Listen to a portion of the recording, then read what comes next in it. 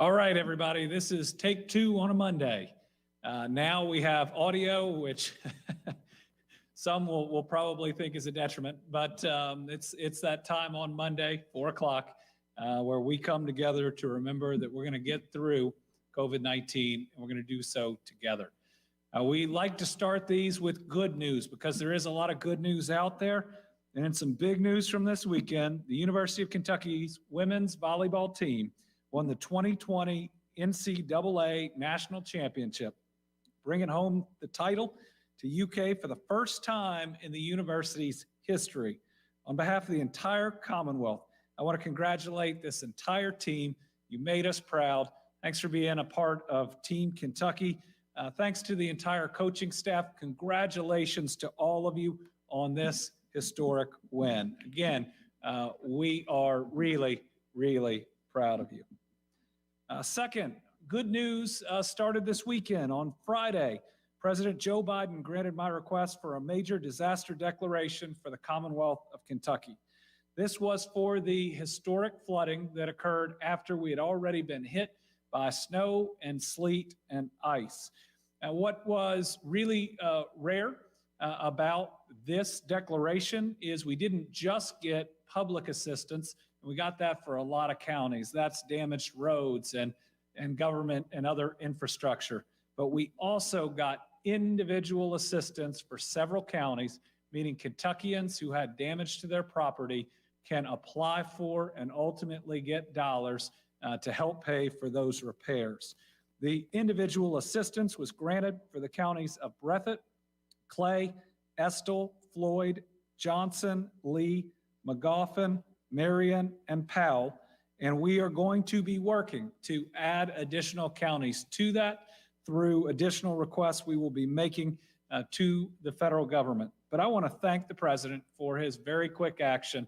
This does not happen very often, so I believe that this is a very strong statement that the federal government cares about us in Kentucky, and it cares about Eastern Kentucky.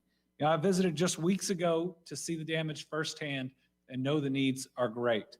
But this being one of the largest award for displaced individuals from damages to homes since May of 2010 means that this is a very big deal. Assistance for eligible survivors can include grants for temporary housing and home repairs and other serious disaster-related needs, such as medical and dental expenses. Long-term, low-interest disaster loans from the U.S. Small Business Administration may also be available to cover losses not fully compensated by insurance or other recoveries.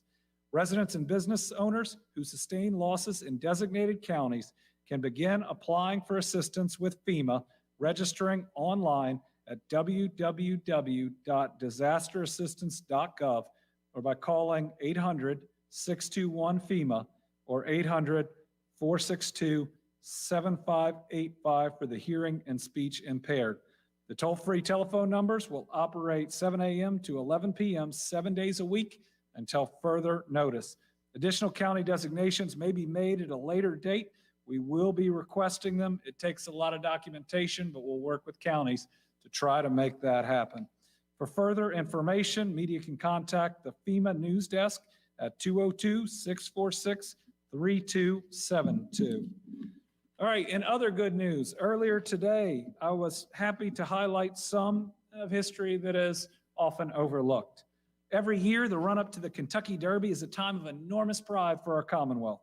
It is also a time to remember legends of the past as we forge the horse racing heroes of the future. In this atmosphere of reflection and anticipation, I was proud to recognize two men who are trailblazing in the horse racing industry, Greg Harbit and Ray Daniels. These two individuals recently founded the Ed Brown Society, an organization that provides mentorship to the next generation of African Americans in the horse racing industry. The organization's specific focus is giving college-aged ethnic minorities opportunities to take the reins of racetrack management and attorney work. The nonprofit Ed Brown Society is named after the legendary jockey Edward Dudley Brown. This Belmont Stakes winning jockey overcame his start as an enslaved person to become a storied trainer and jockey in Kentucky's horse racing industry. In the 1800s and early 1900s, the majority of jockeys were African Americans. One prominent example is legendary jockey Isaac Murphy, who won the Kentucky Derby 3 times. But despite centuries of contributions, after World War I, African Americans were pushed out of the sport. At that point, only hired as stable hands or support workers. Harbit and Daniels are taking on the task of restoring and recognizing our history and the contributions of African Americans in the horse racing industry. Additionally, they are embracing the call to lift as they climb by making opportunities for more African Americans in the forefront of this great sport. With those proud Kentuckians looking on, I was proud to sign a proclamation this week, a week when we think about horse racing so much, but that we can truly make a difference in making sure that horse racing is for everyone and the opportunities are available to everyone.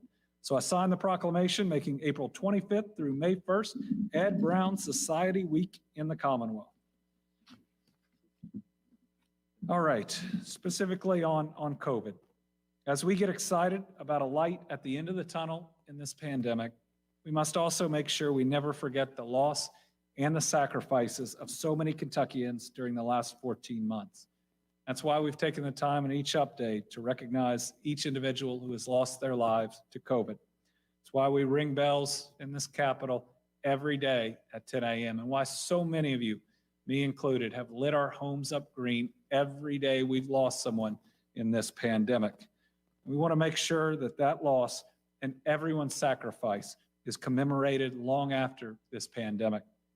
Last month, I announced plans to commission a COVID-19 Memorial here on the state capitol grounds as we launch the Team Kentucky COVID-19 Memorial Fund to allow folks to contribute to this memorial. Today, we're taking the next steps towards creating the memorial. The Tourism, Arts, and Heritage Cabinet will be sending out a request for artists to apply with their qualifications so we can begin the process of selecting the artist who has the vision to make this COVID memorial a meaningful, permanent reality here on our Capitol grounds. Between today and May 30th, artists can submit a letter of interest, their resume, professional references, and examples of their past work. At that point, a minimum of 5 finalists will be selected who can then submit detailed proposals from which the final design will be selected.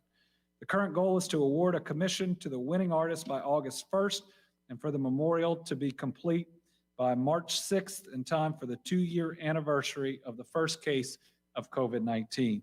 Kentucky artists or artists with Kentucky ties are especially encouraged to apply. To apply, email applications to jessica.taylor@ky.gov. That's jessica.taylor@ky.gov. Thank you to all of those Kentuckians who have already donated to this memorial and anyone who wishes to add further support. This is going to be one of the most memorable times of our lifetimes. It's going to be one of the most, it will be I hope the deadliest time of our lifetimes, especially a 3-month period where when we look back, we lost so many Kentuckians. It's also going to be a time we remember for how we came together, for how we lived for each other. I hope it's a time that ushers in a new era of prosperity as we leave it, but also one where we come out of it better people with more compassion, understanding how connected we all are. This memorial is important. It's important for recognizing this period, but also reminding us who we were during it and who we need to be coming out of it. All right, update on vaccinations. Let's look at Table 1. As of today, 1,726,346 Kentuckians have gotten at least their first shot of hope.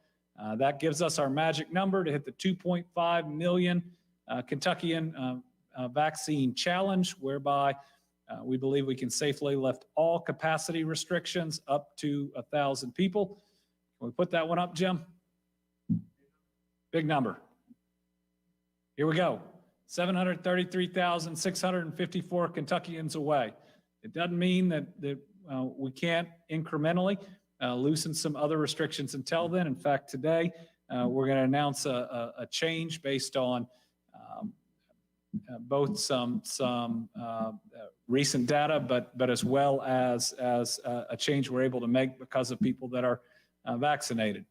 Also, next week, we are going to be switching our reporting to make sure that it is consistent with the CDC, using the numbers that they post. We'll walk through that next week. Every other state is doing that, and that should account for Kentuckians that have been vaccinated in other states as well. Let's look at Table 2. It shows you that the number of Kentuckians getting vaccinated each week is slowing a bit. We are working on every effort we can. And when we get into demographics, there is a huge pool of Kentuckians, especially 20 to 49, that we need to be interested in getting vaccinated, from which we can reach this next goal. Right now, no matter where you are in Kentucky, you can get an appointment tomorrow. Please sign up and get your vaccine. Overall, when we look at the demographic numbers, we will see that 75% of Kentuckians 70 years and older are now vaccinated. That's good. We want to keep going, but that's good. 65% of Kentuckians 60 to 69 years old are vaccinated. That's good. Again, we want to keep going. But then we get to Kentuckians 50 to 59 years old, only 48%. 40 to 49 years old, only 39%. And then when we look at, when we get there later, 30 and the people in their 30s and 20s, the percentage there even lower. So why don't we move ahead into the demographics so we can hit that point, and we will start by age. Again, this graph is what you want to see, and that is those Kentuckians that are older having first chance at getting vaccinated, which they did. But as you know, this chart is starting to catch up, especially the 60 to 69 years old and 50 to 59, but we need to keep doing better. And as an example, 30 to 39-year-olds, only 34% vaccinated. 20 to 29 years old, only 25% vaccinated. And an area we're working on right now, we've seen some really good pop-up clinics in high schools. Good shout out to Central High School in Louisville and Fayette County Public Schools. Only 17% of Kentuckians age 16 to 19 vaccinated yet. So a lot of work to do there. As we look at gender, right now, again, women getting vaccinated much more than men in Kentucky, 55.6% of the total vaccinated women, 44.4% men. Race, we see, again, our numbers improving some, but not enough and not quickly enough. When we look at vaccinations, 84.08% white, 0.09% Native Hawaiian, 5.66% Black or African American, 1.62% Asian, 8.42% other. Again, the other higher than it should be. It's skewing the data some, but it's impossible to know in which area it is doing so. And then when we look at ethnicity, 97.5% non-Hispanic, 2.5% Hispanic, again, increasing as we continue efforts day in and day out to get this vaccine out in an equitable manner. We need everybody to get vaccinated, both so that we can reach herd immunity, but also because these variants are out there. 276 cases now of one of the variants of concern, including 256 of the UK variant. Like we said, vaccine openings everywhere. Jim, if you could put up the vaccine openings site, U of L Health, Cardinal Stadium. Again, tons of appointments available to you. Kroger Field in Lexington at the University of Kentucky, tons of appointments available. St. Elizabeth Training and Education Center in Northern Kentucky is ready for you. Pikeville Medical Center and Baptist Health Corbin, all of these have hundreds, if not over 1,000 appointments available. You can sign up right now. And as an example of getting creative, which is what we're having to do, this is going to be exciting. In just a couple of hours, I'm going to be running out to watch Racing Louisville FC's game against the North Carolina Courage. Today's match will not only feature top-notch women's soccer of the highest professional level, it's also going to help us fight our war against COVID-19. The game starts at 6 p.m., but Lexington-based Wild Health is going to be out there today running a pop-up vaccination site from 5 to 8 p.m. You can sign up right now for appointments at kyvax.com, all in one word, kyvax.com. You get to cheer on Racing Louisville FC as they take on the North Carolina Courage while showing some courage of your own by rolling up your sleeve and getting your shot of hope. Here's the best part. I mean, aside from protecting yourself against a deadly virus, not only is the vaccination free, but those who get vaccinated at the pop-up site tonight will get into the game for free. If they already have a ticket, they'll get a voucher for a free game in the future. That's what I call a win-win.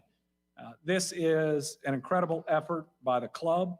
This is an incredible effort by the organization. Some of these amazing athletes have been in our ads, especially ads that reach out to younger Kentuckians. And I can't thank them enough for their leadership role. Now, this is the inaugural season for this professional team. Yet look at what they are already doing to be a part of their community and the responsibility they're taking. I am really proud of Louisville FC. I'm really proud of the stadium and everything that they have done. This is going to be the first sporting event with fans that I've gone to in 15 months. But I am so excited and I'm so appreciative of what they're doing. Thank you for showing leadership and that you care about us, and we'll be there to root you on. All right, and what is, at least some decently good news. Our cases are down from this last week from the week before. When we look at our chart, what you'll see is what we thought last week, that we have indeed plateaued. And that's a good thing, because we saw a couple of weeks where we thought we might be on the incline again, but this week, fewer cases than the week before. So right now we're kind of at, we're going to go up a little or down a little, but we believe we are in the same general area. But better news, our positivity rate went down for the first time in at least 4 weeks. That does suggest, using this leading indicator, that we are still at that plateau. And remember, every single person who gets vaccinated helps make sure this happens or gets us on the decline. While I'd like to see more people vaccinated every week, every person that gets vaccinated makes a big difference. Also seeing generally a plateau, maybe a very slight increase in the inpatient census. That's Kentuckians in the hospital for COVID. The same for the ICU, if you want to show that. Again, generally a plateau, maybe a small increase over that last period of time. And we see more fluctuation of Kentuckians on a ventilator. Hospital capacity still in good shape. This is a real positive sign, and we're one of the only states in this country that never, ever had their hospitals overwhelmed. That is something that we should be really proud of, and it means that there are a lot of Kentuckians that are here with us that otherwise wouldn't have been.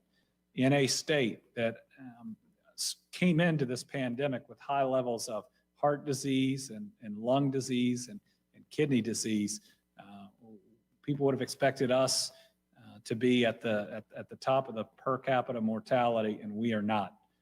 We have done better than just about every other state around us and most states in this country. And if you look at where we came in it with our health, I think we ought to be really proud of how we've done. Now, we're not done.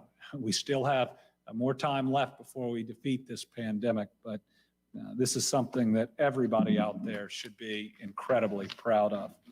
Today's COVID report, 213 new cases of COVID-19. Positivity rate, 3.15%. Kentuckians currently hospitalized for COVID, 414, in the ICU, 108. currently on a ventilator, 47. Today we do have 11 new deaths. I'm sorry, 11 total deaths. They are 4 deaths, what you call new deaths, coming up through our local health departments, and 7 from our audit.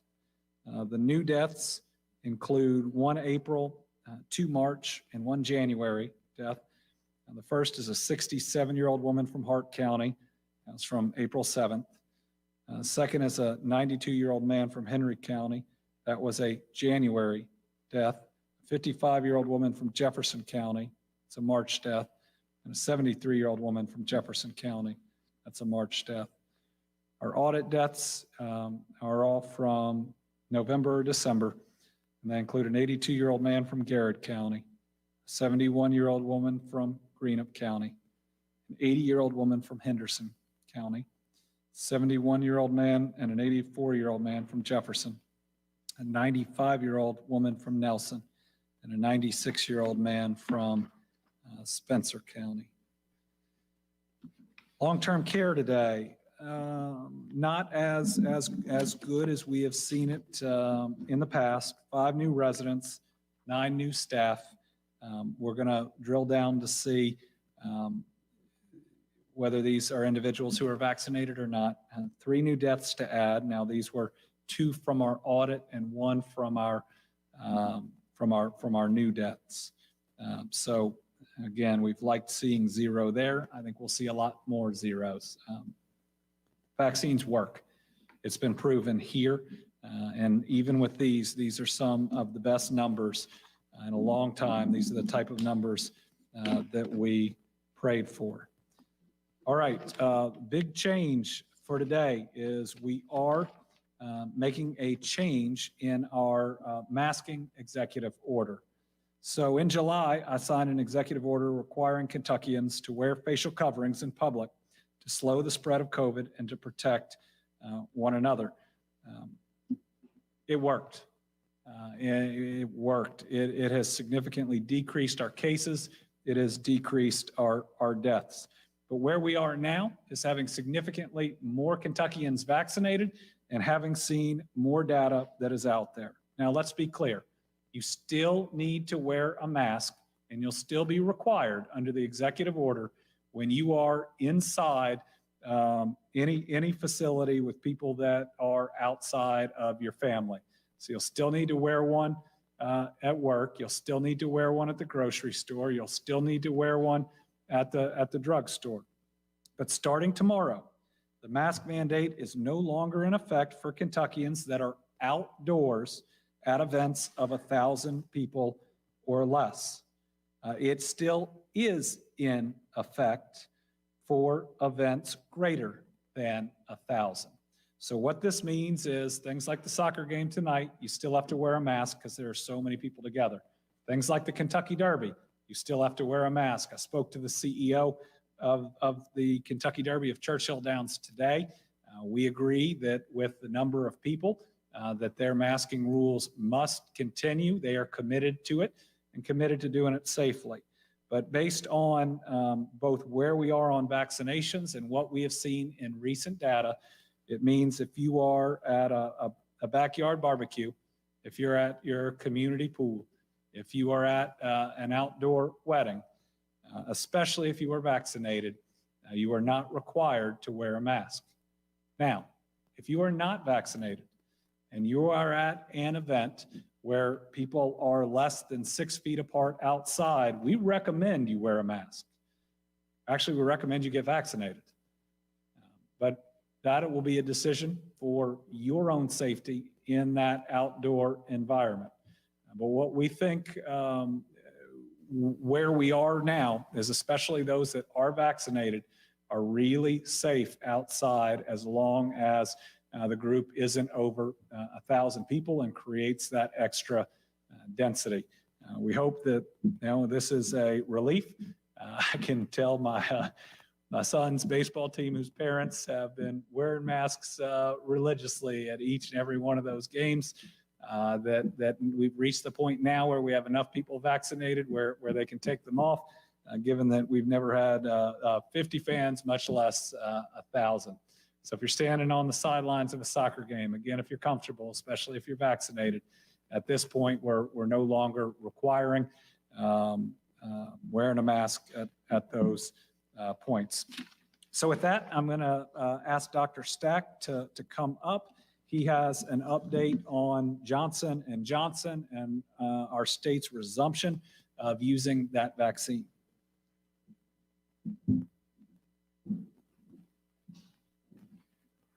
Thank you, Governor Beshear. Good afternoon, everyone. It's nice to be here. So, as I'm sure everyone's aware, the Food and Drug Administration and the CDC directors gave guidance this past Friday and said that resumption of usage of J&J may now take place. I do want to give a little bit of background on this and some guidance just to the vaccine sites across the state. First of all, for the vaccination sites, you are allowed right away to be able to use J&J for anyone 18 and older, as described in the FDA's emergency use authorization. So you can go ahead and use inventory you have on hand right away. The FDA and CDC will give additional guidance tomorrow, and I think they're going to have a clinician call in the afternoon. So some of your sites may choose to wait for that guidance and then use that to help with additional informed consent with individuals who seek vaccination with the J&J vaccine, but you are allowed to use it immediately, and there is plenty of information already out about what FDA and CDC have said, so that would be a reasonable course of action if you've already updated your own consent documents. The shipments into the state of more J&J are not likely to resume until the beginning of next week, which would be about May 3rd, just because the federal systems have to lift the ordering restrictions and allow us to have access to it. And shipments only come in Monday through Thursday, so it'll be next Monday will be the first new shipments of J&J into the state. I think it's important that you hear that we have also looked at the information that the federal experts have reviewed, and we followed their deliberations, and for you to hear that we have confidence in this vaccine. And so I want to give a little perspective on this. Ultimately, 15 cases were identified of a condition they call a TTS, thrombosis thrombocytopenia syndrome. All 15 cases occurred in women between the ages of 18 to 59, and 13 of the cases actually occurred in women who were under the age of 50. There was no association found with birth control pills or any other sort of medications. There was not a clear pattern other than the gender association and relative youth of the individuals. The benefits of the vaccine were these.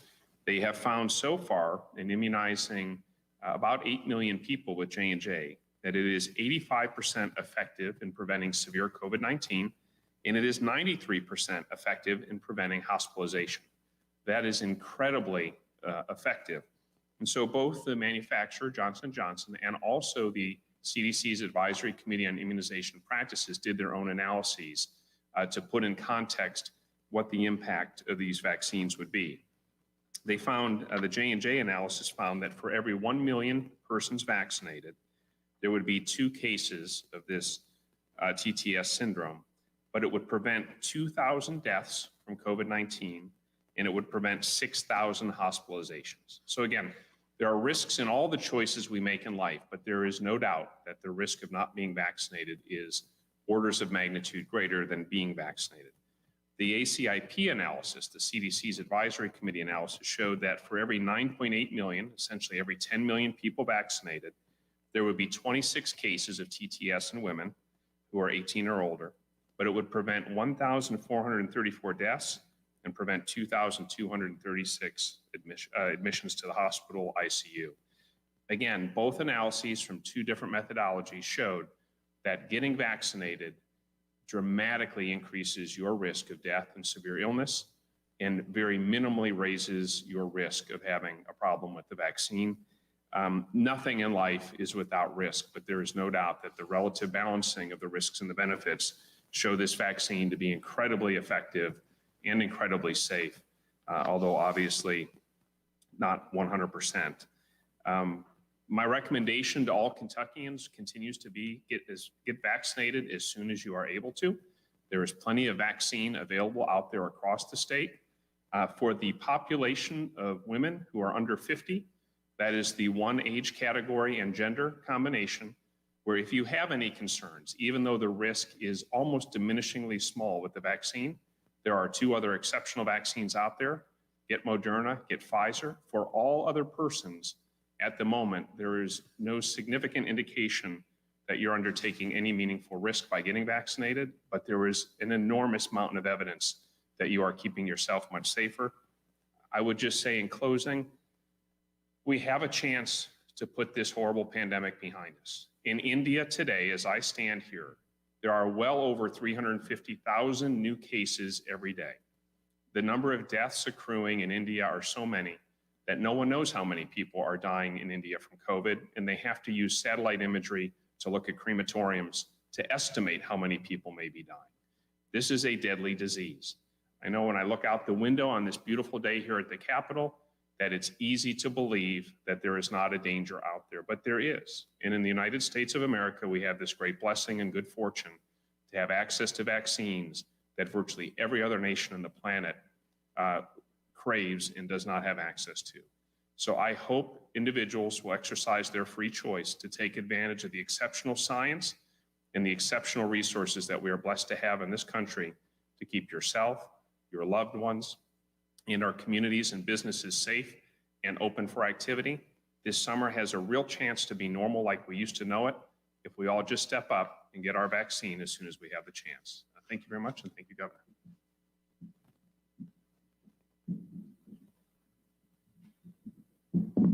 All right, we will open it up for questions. I think I have 2 separate listings here of reporters. I will think this is the most recent one. We will start with Tom Latek from Kentucky Today. Thank you, Governor, and good afternoon, sir. President Biden's supposed to be making an announcement about masks tomorrow. Do you have any insight as to what he's going to say, or is it similar to what you just announced? We don't know exactly what he's going to say. Certainly, some of the news reports believe it's about CDC recommendations for audio. Many of us believe it is about CDC recommendations for mask wearing while outside, especially for those who have been vaccinated. I don't have any confirmation of that. I'm just reading online what everybody else says. Sarah Ladd from the Courier-Journal. Yes, thank you. So will J&J resume in prisons, or will there be another option for inmates? And then I also wanted to see if Dr. Stack had a chance to review this new MIT study that challenges the effectiveness of 6-foot distancing guidelines, and see if that would change anything in Kentucky's approach. Thanks. He has not had an opportunity to review that yet. Yes, and prisons will resume with J&J to the extent we have any significant part of the population that is concerned about using that vaccine. We have plenty of the other ones, and we'll make sure they get that opportunity. Again, we had a very large percentage of incarcerated Kentuckians, or those incarcerated in our institutions, take us up on the vaccine the first time around. I believe the last 2 prisons that we need to get them to are both men's facilities. And so I'm not sure there's been any appreciable risk from the J&J vaccine that would apply to those individuals. But certainly, if anybody has an issue with it, we'll talk through it and try to make another one available. Shelby Smithson from WKYT. Hi, Governor. Since the 2.5 million people vaccinated goal was set, numbers have not been tracking on pace to hit that 4 to 6 weeks timeline. They're tracking more toward the end of June. So if that's the case, will you consider loosening other restrictions like on capacity and on businesses like curfews before that number is hit? We'll certainly consider it. Today we loosened the masking requirement for certain instances. And we'll look as we move forward. Certainly it gets safer the more people that are vaccinated. And also we're being updated by the CDC, by new data and new studies, and we will take all of those into account. What it will probably mean is we will do things more incrementally than as we'd hoped, which is to race there and to be able to do it all at once. But folks, the 2.5 million isn't about just setting a number and then everything changes. It's about making us safe. It's about having enough Kentuckians that have the vaccine so they can be safe, and those that haven't yet been vaccinated can hopefully be safe in some of those same environments. But the more we learn about transmissibility, if you have had the vaccine, the more we learn about how protected you may be from getting it once you have the vaccine. That could certainly change our timeline, and we are going to be open to it. Now, still, go get your vaccine, everybody. Go get your vaccine. It is safe. It is efficient. It keeps you from getting it. The UK variant is out there. It's making younger people sick. This is the way that we defeat, this is the way that we win the most difficult, costly, deadliest war, certainly, I think, of this century or going back through the last century. Please go out and get your vaccine. Catherine Collins from WLEX. Hi, Governor. What is your reaction to the announcement from the Department of Justice today on the investigation into LMPD? And do you think there are systemic issues within the police department? Well, today I have talked to the Department of Justice team that will be conducting the investigation. I have talked to, I think it's Associate Attorney General Gupta. I appreciated that call. I've spoken to Mayor Fisher, and my reaction is that policing is an almost sacred responsibility where we convey such power and authority on individuals to keep us safe. That means that with that power and authority, those individuals need to be making right and just decisions all the time. And because of that level of authority that we convey, we always need to be open about ensuring that we are doing things right. And in this instance, that we are ultimately building the confidence in every part of our population and treating everybody the same and ensuring that everybody's civil rights are upheld. So just like the mayor, who has pledged his full cooperation to the extent anything is asked of the state, we will fully cooperate as well. Now, having an in-depth look, and that's what's going to happen here, can only be helpful. Helpful that we build the best police and law enforcement units across the Commonwealth that are possible. It gives us the opportunity to create some of the very best in the country. Certainly at the state level, we're taking active steps. There have rightfully been things pointed out about training materials or some other issues that have arisen, a lack of diversity. And we're not only admitting those are issues, which is the first part of it, acknowledgement, but we are taking active steps to make change. Our new recruiting division in the Kentucky State Police, which is diverse in and of itself, is already paying dividends. Our in-depth dive into training materials, after we saw some things that were not appropriate, are going to make us better, and inviting the community in is going to make us better. We got to acknowledge when we have such a sacred responsibility that we've got to welcome scrutiny, and we've got to make sure that we use it in a way to get better and to do better. Now, I have been assured that this is going to be an independent, fair, thorough, and transparent investigation, that the group is going to be meeting not just with the community, but with individual officers and leadership, that everybody's voices are going to be heard. So we'll be following this, but again, as long as we have the right attitude about it, I think it can make us better, and that's important. Melissa Patrick, Kentucky Health News. Hi, Governor. So you said last week that you were going to talk to a large number of businesses about vaccines. And I'm just curious about how many businesses were on that call, how many employees they represented. Can you name a few of them? What was the message? What was the feedback? And were they willing to do what you asked them to do? So last week I talked with the Kentucky Chamber I believe we had 100 plus businesses, a lot of their executive committee too, which are some of Kentucky's largest businesses. And my message was, we need your help. We need your leadership.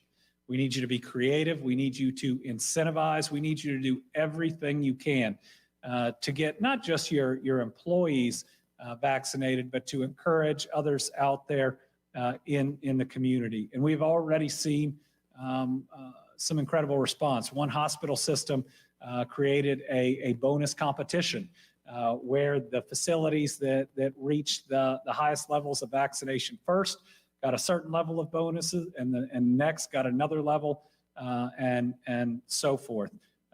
Certainly since that call, tonight's event with Louisville FC Racing has happened, and we are hearing about a number of other opportunities. You know, we also had a call last week with mayors and county judges, and we saw a lot of offers of specific areas and community events where we could do this. I think we got a lot of people out there who want to be creative, who have bought in, and certainly our business community knows about the disruption that a COVID outbreak could cause in their workplace, and that if we truly want to get back to a normal, not just in our personal lives, but in a steady workforce, that vaccinations are the keys. Employees that these groups would have had, I think would be in the hundreds of thousands, especially when you look at the manufacturing, healthcare, and others that were on the line. But again, Melissa, we're to the point where we got to hit the singles and doubles. And whether tonight we vaccinate 50, 100 people, 200 people, we've got to do it over and over. And we got to adjust our expectations for what we're going to get each and every week, and knowing that every step forward is closer to immunity and to defeating this virus. Now, it's easy to get a little frustrated or a little down when your numbers start to dip, but we always knew we'd get to the harder part. We just got to be committed to pushing through. Karen Czar, WUKY. Good afternoon, Governor. Good afternoon, Virginia. The change in the mask mandate for outdoors, will that affect K through 12 in any way? And in particular, things like recess, if they're socially distanced, or classes outside? And here in Lexington, we have several performances for theaters that are happening outdoors this weekend. Do those performers need to wear a mask if they're socially distanced? Thank you so much. Well, from the second piece on the performances, as long as it's a performance for fewer than 1,000 people, again, we believe that that's pretty safe, especially if the individual is vaccinated, and know those performers would not have to wear a mask for that. Please, though, tell them to get vaccinated. Hopefully they are already vaccinated. K through 12, that'll have to be something that's discussed with the Kentucky Department of Education. It might be applicable on recess, but remember, our kids don't have the opportunity to be vaccinated until they are of a certain age. We're seeing right now in some public school systems a significant number of individuals that are quarantined. So I think we ought to be really careful there, just given the amount of interactions and separate interactions that occur every day. I think we've got a good set of rules in our schools. I think we're back in most places 5 days a week. We've really got about a month and change to go. I don't think we ought to be cavalier in increasing exposure there. Corinne Boyer from WEKU. Hi, Governor. Are there any specific numbers showing how many people have been getting vaccinated at mass vaccination sites? And as those vaccination rates are slowing down, will these sites begin closing anytime soon? So I don't have the direct numbers of what the vaccination sites are getting, but most of them are doing 30%, if we're lucky, 40% of what they used to do. And yes, most of them will be shutting down, and we are pushing those doses out into the community. So we'll have every Kroger, every Walmart, every Walgreens. We hope every independent pharmacy. We're working with their distributors on that. Every CVS, every qualified community health center that the federal government is working on. Our goal now is to get it everywhere in your daily lives. I had a individual tell me that they were out shopping this weekend and they heard 5 separate announcements about, if you haven't gotten your vaccine, we got them for you. Come on over and get it. And they said they saw a good line of people that were willing to get it while they were there. So Corinne, that's where we got to get to now, that for the vaccine, kind of indifferent, casual, if it's easy for me, we got to make it easy for them while we continue to encourage. And with our last question, Stephanie Wolf from WFPL. Thanks, Governor. So in speaking about your proclamation from earlier today, you mentioned this atmosphere of reflection and participation. So it being Derby week, there are renewed conversations about my old Kentucky home and whether it should be sung at the Derby at all and whether it should be retired as the state song. What do you think about that? And is it time for Kentucky to get a new state song? Well, I haven't specifically heard those concerns personally from community leaders, and it's something that I'd want to make sure I do first, to listen and to try to hear. I think this is a conversation. It's always right to have these conversations, but it's one that's going to take a little longer than the next week. But when people are hurt by something, whether it's this or others, I think it's incumbent on us to say, please tell me why, let me listen, and let me try to hear. Certainly, I think it'll be played this year. But again, I want to make sure that we are always listening to those concerns. I know I had a couple of written questions that appear to be buried in here. I believe there were just a couple from one news organization. If that's the case, we can get them to you in writing. We covered a lot today, which got them a bit lost in my notes. Everybody, get vaccinated. And given this is Derby week and you've been doing a good job, this is going to be our only live update of the week. We will have video. We will have other means of communication for the rest of the week, being back next week on Monday, and we believe Thursday. Take care of yourselves. Be safe. Get vaccinated. We are so close to winning. Thank you.